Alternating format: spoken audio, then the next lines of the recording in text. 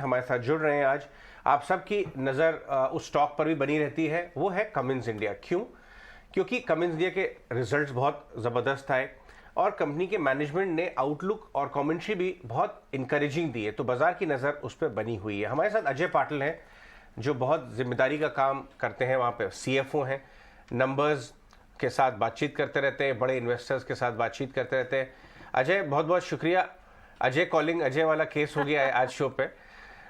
तो ये बताइए सबसे पहले कि आपने बड़े शानदार नंबर्स दिए, लेकिन आपको सवाल सबसे ज़्यादा ये आ रहे होंगे कि ये जो स्पीड है नंबर्स की, मार्जिन इंप्रूवमेंट, ग्रोथ सारे सेगमेंट में, इसमें से ये कितनी सस्टेनेबल है, उसकी विजिबिलिटी कितनी मिल रही है आपको इस समय? So good morning to you, Ajay, and the other anchors as well as your viewers. Very happy to be on the call. आपने बिल्कुल सही कहा कि Q3 के जिस तरह से नंबर आए हैं, यही सवाल हर दिन हम लोग जवाब दे रहे हैं, और ये सही भी है कि इन्वेस्टर्स की वो उम्मीद भी रहती है कि नंबर सस्टेनेबल है कि नहीं। तो इसमें मैं दो तीन चीज आप लोगों से शेयर करना चाहूंगा। एक ये है कि Q3 जो रहता है इंडिया फिस्कल ईयर का, ये हमेशा के लिए हमारे लिए एक स्ट्रॉन्गेस्ट क्वार्टर रहता है। अगर आप 4 क्वार्टर देखोगे तो Q3 हमेशा बेहतर रहता है। एक बात ये हुई। दूसरी बात ये थी कि जो रेवेन्यू प्रोफाइल रहा ये क्वार्टर में, वो इस तरह से रहा कि कुछ इंडस्ट्रियल सेगमेंट में हमारा रेवेन्यू जो कस्टमर अप्रूवल्स की वजह से थोड़ा सा नहीं हो पाया Q1 या Q2 में, वो Q3 में आ गया। ये दूसरी बात हुई। और तीसरी बात ये रही कि ओवरऑल जो ऑर्डर आउटलुक रहा है, जिस तरह से एग्जीक्यूशन हो रहा है, वी कंटिन्यू टू सी कि डिमांड काफी हद तक अच्छी रही, जिसके चलते Q3 में we could deliver the revenue what we could deliver. Ajay, मुझे आप ये बताएं कि एक तो हो गया Q2 वाला व्यू, लेकिन मैंने देखा था कि आपके जो पेरेंट कंपनी है उन्होंने भी काफ़ी अच्छी कमेंट्री दी थी। अभी पूरी ग्लोबल पेरेंट कंपनी का कितना हिस्सा इंडिया से आता है? और अगर आप मुझे बता सकें, ये जो अगर आपका क्वार्टर, जो आउटस्टैंडिंग क्वार्टर था, ये नॉर्मलाइज भी हो जाए, उसको हम स्मूदन कर दें और हम थोड़ी बड़ी पिक्चर देखें, तो जो आपके पेरेंट ने भी बड़ी पिक्चर की गाइड किया है और आपको यहाँ बैठ के जो समझ में आ रहा है, आपको ऑर्डर बुक की विजिबिलिटी अपने अक्रॉस सेगमेंट्स हेल्दी नजर आती है नेक्स्ट 2 से 3 साल की? तो बिल्कुल, जिस तरह से देखिए, कमिंस इंडिया का जो बिजनेस है, ये बिजनेस इकोनॉमी की बहुत से सेक्टर्स को सपोर्ट करता है। जैसे हमारा पावर जेन बिजनेस है, जहाँ पे हम लोग जेनसेट्स बनाते हैं। एक डिस्ट्रीब्यूशन और सर्विस का बिजनेस है, और इंडस्ट्रियल बिजनेस है। अगर आप मैक्रो इकोनॉमिक्स के पॉइंट ऑफ व्यू से देखा जाए तो एंड मार्केट जो भी है, जैसे इंफ्रा हो गया, कमर्शियल रियल्टी हो गई, डेटा सेंटर्स हो गए, हेल्थ केयर हुआ है, ये सारे सेक्टर पे जिस तरह से आउटलुक बने हैं, इट कंटिन्यूज टू शो कि the overall and market demand आने वाले क्वार्टर में सस्टेन होने की उम्मीद जरूर है।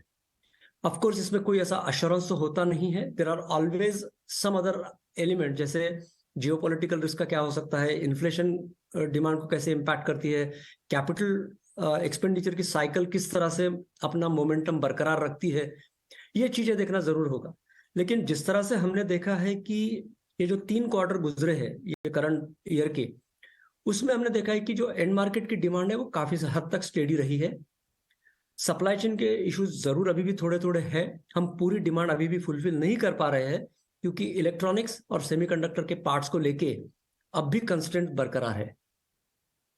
Right Ajay, good morning. Of course domestic performance में तो बढ़ोतरी नज़र आई है, लेकिन साथ ही ग्लोबल परफॉर्मेंस भी बेहतर हुई है। अगर एक्सपोर्ट सेल्स की ही बात करें, सालाना आधार पर ऑलमोस्ट 23% के अपमूव्स देखने को मिले हैं। इंटरनेशनल मार्केट में आगे ट्रेंड कैसे नजर आएंगे और एक्सपोर्ट परफॉर्मेंस कैसी दिखेगी? नहीं, बिल्कुल आपने सही कहा है कि एक्सपोर्ट्स के लिए, जैसे पहले भी हम जब बात करते थे तो मैंने कहा होगा शायद कि हमारे जो एक्सपोर्ट्स है ये काफी हद तक डिस्ट्रीब्यूटेड है। जैसे एशिया पैसिफिक हो गया, मिडिल ईस्ट अफ्रीका हो गया, लैटिन अमेरिका हुआ है, तो अलग अलग मार्केट को हम लोग सर्विस करते हैं।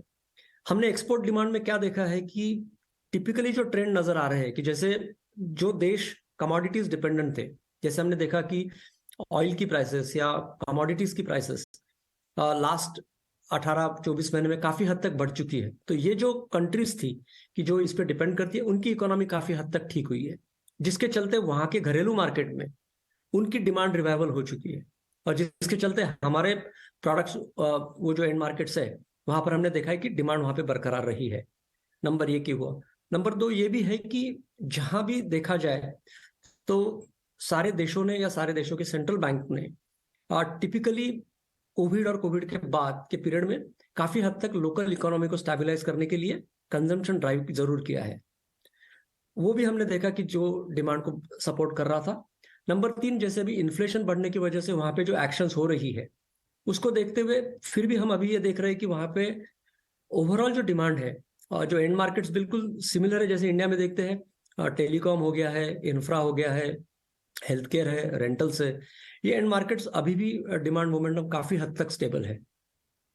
ऑलराइट, बिल्कुल। मॉर्निंग मिस्टर अजय, एक और चीज आपसे समझना चाहेंगे कि लार्ज ऑर्डर पाइपलाइन आपको कैसी दिखती है, उस पर आप हमें फर्दर क्या आउटलुक या गाइडेंस शेयर कर सकते हैं? क्या किस तरह की कंपेटिटिव इंटेंसिटी भी इस स्पेस पर आपको दिखती है?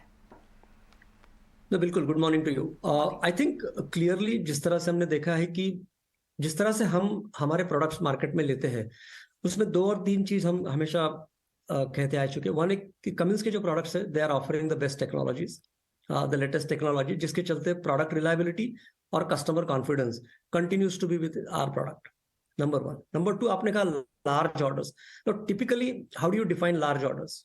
जो हमने देखा है कि हमारा जो ऑर्डर बोर्ड है, और मैंने शायद पहले कमेंट्री में कहा था कि ओवरऑल जिस तरह से अभी डिमांड है उसको हम 100% अभी भी फुलफिल नहीं कर पा रहे हैं, क्योंकि अभी भी इलेक्ट्रॉनिक्स पार्ट के ऊपर थोड़े से कंस्ट्रेंट जरूर है, जिसके चलते डिमांड पूरी तरह से हम लोग फुलफिल नहीं कर पा रहे हैं। लेकिन ओवरऑल जो ऑर्डर बोर्ड पोजीशन है या ऑर्डर बैकलॉग सिचुएशन है जो काफी हद तक स्टेबल नजर आ रहा है। ऑलराइट अजय, बहुत बहुत शुक्रिया आज हमसे बात करने के लिए और कंपनी की विजिबिलिटी बिजनेस में यहाँ से शेयर करने के लिए। Thank you so much. Cummins India बाजार का पसंदीदा स्टॉक। कुछ लोगों को वैल्यूएशन महंगे लगते हैं, लेकिन इस तरह के एग्जीक्यूशन और क्वार्टरली परफॉर्मेंस के बाद नंबर्स बहुत रीजनेबल लगते हैं वैल्यूएशन के ऊपर, क्योंकि सबसे बड़ा चैलेंज एक्सपेंसिव वैल्यूएशन का ये होता है कि वो डिमांड करते हैं सॉलिड एग्जीक्यूशन, और इस तरह की फ्लॉलेस एग्जीक्यूशन के बाद कोई सवाल नहीं उठा सकता एनालिस्ट में